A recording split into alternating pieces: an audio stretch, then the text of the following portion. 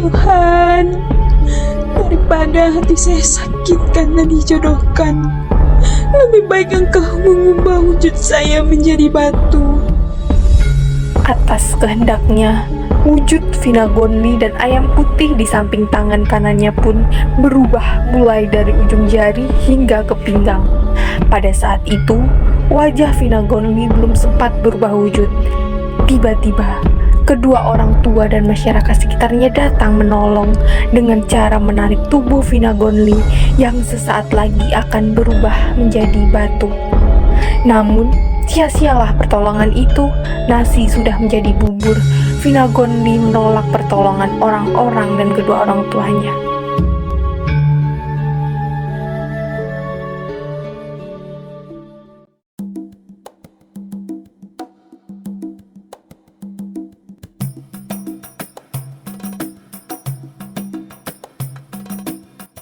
Kami dari kelompok 3 mempersembahkan sandiwara sastra cerita rakyat berjudul Fatvina Koa dalam buku Kisah Bukit Hegila yang diterbitkan oleh Kantor Bahasa Maluku Utara. Saya Amelia Onaka, selamat mendengarkan. Di suatu tempat yang sangat jauh dari keramaian di tepi hutan terpencil, hiduplah keluarga kecil yang terdiri atas Mit ayah, Bot ibu, dan anaknya yang bernama Vina Gonli. Mangole adalah nama kampung mereka. Mata pencaharian mereka adalah sebagai petani. Di pagi hari yang cerah, Bot dan Mit pergi ke kebun untuk menanam kelapa dan cengkeh. Sementara itu, anaknya menyiapkan hidangan makan siang agar kedua orang tuanya ketika pulang dapat segera mengisi perut mereka. Setelah itu, di sore hari, Vina Gonli pergi ke hutan bersama teman-temannya untuk mencari kayu bakar. Vina Gonli adalah anak yang rajin, pandai, jujur, dan patuh kepada kedua orang tuanya. Selain itu, Vina Gonli juga seorang anak yang cantik, dengan suara lembut memikat. Suaranya lembut terdengar seperti gesekan biola. Pada suatu hari, pelabuhan Mangole mulai ramai ketika seorang pemuda berpakaian sederhana turun dari kapal kecil sambil membawa barang dagangannya. Tujuannya adalah berjualan di desa Mangole. Pemuda itu berasal dari kampung Banggai. Labanggai merupakan nama pemuda itu. Labanggai bukanlah tipe pemuda yang malas. Ia adalah pemuda yang sangat rajin bekerja. Ia juga pemuda yang bertanggung jawab, sabar dalam menghadapi tantangan hidup. Ia juga merupakan tulang punggung keluarganya. Ayah dan ibu Labanggai sudah tua, sedangkan adik-adiknya masih kecil. Untuk itu, dialah yang harus mengulurkan tangan mencari nafkah untuk menghidupi keluarganya. Ketika musim hujan panjang, ladang miliknya ditanami padi dan jagung. Setiap hari Minggu, Labanggai pergi ke hutan untuk memburu binatang hutan. Namun, bukan hanya sebatas pekerjaan itu yang ia lakukan. Dari hari ke hari, hingga berminggu-minggu, ia pergi ke desa-desa terpencil untuk berdagang. Jenis barang dagangannya terdiri atas pakaian anak-anak, remaja, dan orang tua, serta peralatan dapur. Setelah barang dagangannya dijual dan tidak mendapatkan untung besar, tetapi ia selalu bersyukur atas nikmat rezeki yang diberikan oleh Allah Subhanahu wa Ta'ala. Alhamdulillah, hari ini saya mendapat rezeki ya, walaupun modal saya tidak balik sih.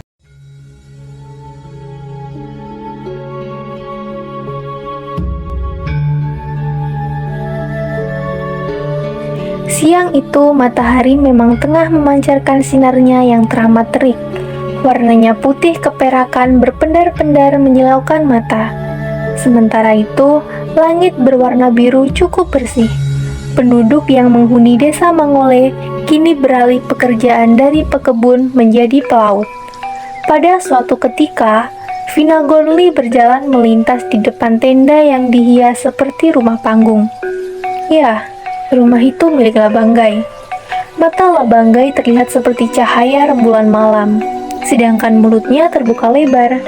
Dibiarkannya seekor nyamuk melintas dan mencium bau mulutnya yang seperti bak sampah. Hati kecil Labanggai bergetar syahdu dan berkata, Wah, ternyata di desa sepi ini ada pula gadis cantik itu. Saya harus mendapatkan hatinya. Sementara itu, di bawah terik matahari siang, Vina Gonli merasa nyaman di dalam tenda jualan Labanggai sambil mengotak-ngatik baju dan celana satu persatu di badannya. Pandangan Labanggai tak henti-hentinya melihat pesona delima Vina Gonli. Ketika Vina Gonli tersenyum, tampak lesung pipi di kedua pipinya yang merah merona. Tubuhnya langsing, rambutnya panjang tergerai hingga ke pinggang. Sungguh, kesempurnaan kecantikan Vina Gonli sulit ditandingi oleh gadis manapun. Maaf bang, baju warna merah ini harganya berapa ya? Iya kenapa? Oh, baju itu. Jika baju itu nyaman bagi pandangan di mata kamu, ambil saja sebagai tanda awal perkenalan kita. Jangan bang, ini kan jualan kamu. Nanti kamu jatuh rugi loh. Tidak apa-apa, saya ikhlas kok. Asalkan baju itu kamu yang pakai ya. Vina Gonli tidak bisa menjawab ucapan Labanggai. Ia merasa kaget. Vina Gonli merasa aneh dengan Labanggai. Ia berkata dalam hatinya, Kenapa pemuda ini harus memberi baju jualannya? Padahal kan jualannya belum banyak dibeli oleh orang-orang kampung. Aneh. Terima kasih ya bang. Saya tidak bisa membalas budi kasihmu dengan apa-apa. Ya, tidak apa-apa. Oh ya, bolehkah sebentar malam saya pergi ke rumah kamu? Ada sesuatu yang ingin saya katakan. Boleh. Dengan senang hati jika kamu mau datang ke rumah saya. Kalau begitu, saya permisi dulu ya. jantung Labanggai berdebar-debar seperti terkena aliran listrik. Sungguh seperti mimpi. Ia bersyukur berjualan di kampung kecil tersebut, karena di tempat itu ia dapat berjumpa dengan gadis cantik seperti bidadari yang baru turun dari kayangan. Apalagi, sapaan gadis cantik itu begitu anggun terhadapnya.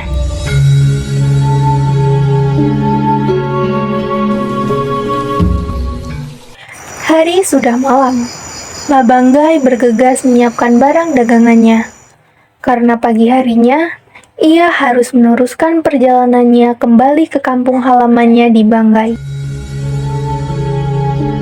Sementara itu, angin malam berhembus perlahan-lahan.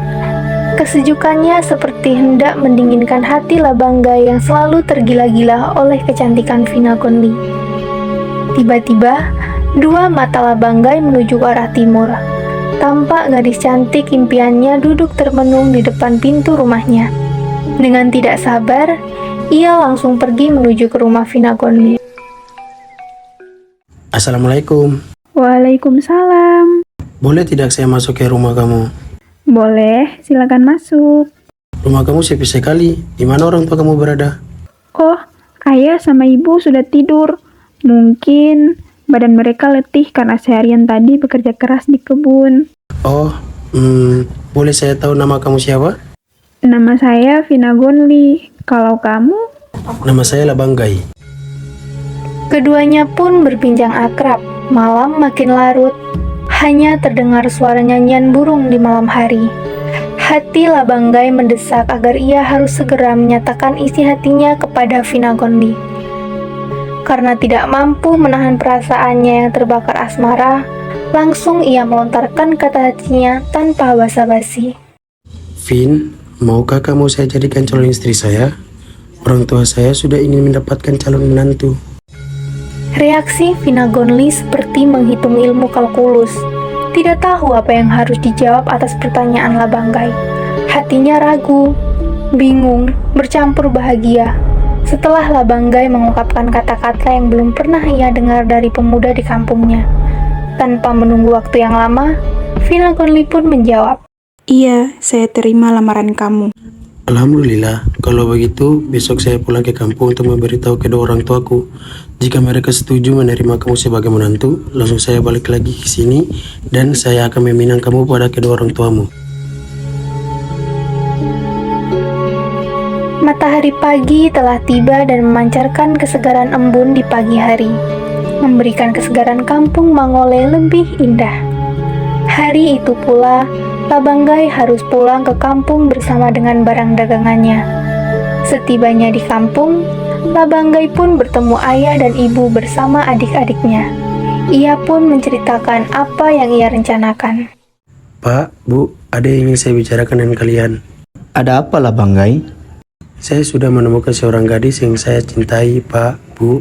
Siapa gadis itu, nak? Dia bernama Vina Gonli, seorang gadis cantik yang tinggal di desa Mangole, Bu. Lalu, Saya berniat meminangnya, Pak, Bu. Apakah Bapak dan Ibu merestui? baiklah, jika itu pilihanmu, Bapak dengan Ibu merestui. Alhamdulillah, terima kasih, Pak, Bu. Alhamdulillah ya, nak. Akhirnya kamu menemukan gadis yang kamu cintai. Semoga kamu bahagia dengannya. Amin, terima kasih, Bu. Hati Labanggai merasa lega ketika kedua orang tuanya merestuinya untuk meminang Vina Gonli.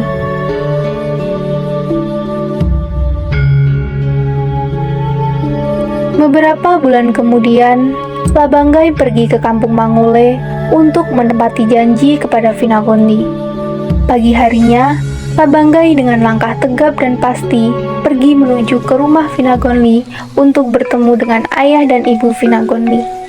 Tujuannya adalah agar ia dapat meminang anak sematawayang mereka. Setiba di rumah, ternyata kedua orang tua Vina Gonli dengan santai duduk di kursi ruang tamu mereka. Assalamualaikum. Waalaikumsalam. Kamu siapa? Maksud dan tujuan apa kamu ketemu kami? Maaf, Pak, Bu. Nama saya Labanggai. Tempat asal saya di Kampung Banggai. Maksud kedatangan saya ke sini untuk menyunting anak gadis Bapak dan Ibu, Vina Gonli. Kami berdua sudah bersepakat untuk menikah. Jadi, saya memberanikan diri untuk bertemu dengan Bapak dan Ibu. Labanggai, sebelumnya kami meminta maaf. Kami tidak bisa menerima lamaran kamu. Kami sudah menemukan calon suami Vina Gonli. Pemuda itu berasal dari kampung halaman Vina Gonli sendiri.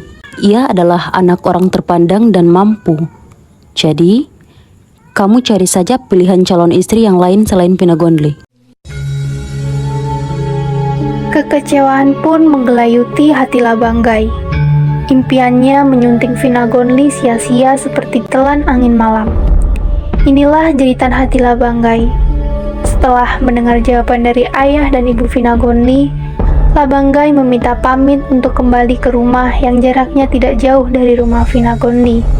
Hatinya menangis, namun tidak ada siapapun yang melihatnya, hanya tembok rumah dan tikar pandan yang menjadi saksi.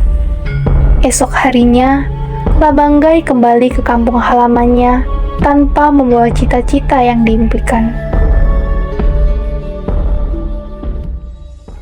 Menit berganti jam, hari berganti bulan, waktu pun telah berlalu tanpa terasa. Vina Gonli hatinya tergoncang atas penolakan ibunya terhadap peminangan Labanggai. Vina Gonli tidak mampu menahan rasa kekecewaan atas tidak direstuinya hubungan cinta mereka. Tiba-tiba, timbul inisiatif Vina Gonli untuk pergi menjauh dari kampung halamannya agar ia tidak dapat mengenang masa indahnya dengan kekasihnya, Labanggai. Kemudian, ia pergi dengan membawa seekor ayam jantan putih piaraannya. Beberapa kampung telah ia lewati, namun ia tidak tahu kemana tempat yang harus ia tuju. Ketika matahari terbenam di ufuk barat sebagai tanda hari mulai malam, Vina Gonli beristirahat sejenak di sebuah batu besar. Di samping kanan batu itu, ada sebuah sungai yang mengeluarkan mata airnya ke laut. Sementara itu, di depannya berhadapan dengan laut. Vina Gonli pun mandi di sungai itu, sebab sudah beberapa hari perjalanannya ia belum mandi. Setelah mandi, ia beristirahat dan terlelap tidur di atas batu tersebut karena badannya terasa letih dan sakit. Angin malam melambai membuat mata Vina Gonli makin tertutup rapat. Tiba-tiba, ayam putih yang dibawanya tadi berkokok. Ayam jantan itu memberi tanda bahwa sesaat lagi waktu subuh telah tiba. Vinagonli terbangun dari tidurnya. Ia sedih memikirkan nasibnya. Ia pun selalu terkenang masa indahnya dengan Labanggai. Namun, ia selalu berpikir positif bahwa sebagai anak harus tunduk atas keputusan dan kehendak orang tua yang melahirkan dan membesarkannya. Pikiran Vinagonli makin kacau. Rasa kecewa dan sakit hati selalu melanda dirinya. Karena tidak sanggup menahan jeritan hidup ini, Vinagonli pun berserah diri kepada Tuhan. Tuhan, daripada hati saya sakit karena dijodohkan, lebih baik Engkau mengubah wujud saya menjadi batu. Atas kehendaknya, wujud Vinagonli dan ayam putih di samping tangan kanannya pun berubah mulai dari ujung jari hingga ke pinggang. Pada saat itu, wajah Vinagonli belum sempat berubah wujud. Tiba-tiba, kedua orang tua dan masyarakat sekitarnya datang menolong dengan cara menarik tubuh Vinagonli yang sesaat lagi akan berubah menjadi batu. Namun, sia-sialah pertolongan itu. Nasi sudah menjadi bubur. Vinagonli menolak pertolongan orang-orang dan kedua orang tuanya. Ikhlaskan saya. Biarkan saya berubah wujud menjadi batu, karena ini adalah kehendak saya. Tak terasa, wujud Vinagonli pun berubah menjadi batu besar Fat Vinakoa. Masyarakat yang datang menolongnya tadi kini pulang ke rumah mereka masing-masing. Sementara itu, ayah dan ibu Vinagonli menyesal atas keputusan mereka yang telah berlalu. Peristiwa baru pun terjadi di antara kedua orang tua ini. Ayah Vinagonli menyalahkan ibu Vinagonli. Pertengkaran pun berlanjut. Tidak mampu menahan rasa emosi dan amarahnya, ayah Vinagonli membunuh istrinya dengan pedang. Tubuh ibu Vinagonli juga berubah menjadi batu Fatbot. Karena merasa hidupnya tidak berarti setelah kehilangan anak dan istrinya, ayah Vinagonli pun bunuh diri. Pada hari yang bersamaan, tubuh ayah Vinagonli pun berubah menjadi batu Fatmit. Demikianlah cerita tentang Fat Vinakoa. Adapun kata Fat Vinakoa berasal dari bahasa Sula. Fat artinya batu, sedangkan Vina artinya gadis. Fat Vinakoa berarti batu yang berbentuk seorang gadis. Letak Fat Vinakoa berada di perbatasan desa Waisakai. Ketika speedboat lewat di depan Fat Vinakoa, penumpang kapal tidak boleh menunjuk dan menertawai batu itu. Karena jika hal itu dilakukan, mereka akan mendapatkan kecelakaan, seperti terjadi ombak atau arus deras hingga menimbulkan kecelakaan laut.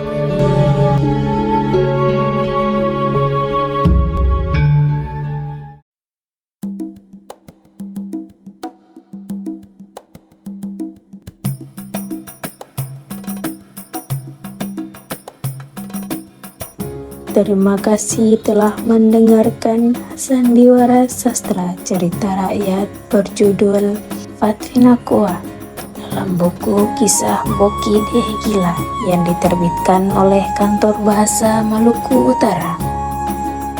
Penulis Kantor Bahasa Maluku Utara, penyunting Songko dan Imam Budi Utomo. Vinagonli oleh Putri Salsabila Lina. Labanggai oleh Muhammad Al-Farizi. Ayah Vinagonli oleh Sahrul Rustam. Ibu Vinagonli oleh Dian Septia Banawati. Ibu Labanggai oleh Fatia Nimiki. Ayah Labanggai oleh Sahrul Rustam. Pengantar cerita oleh Amelia Aunaka. Narator oleh Intan Pandini. Editor oleh Intan Pandini. Terima kasih.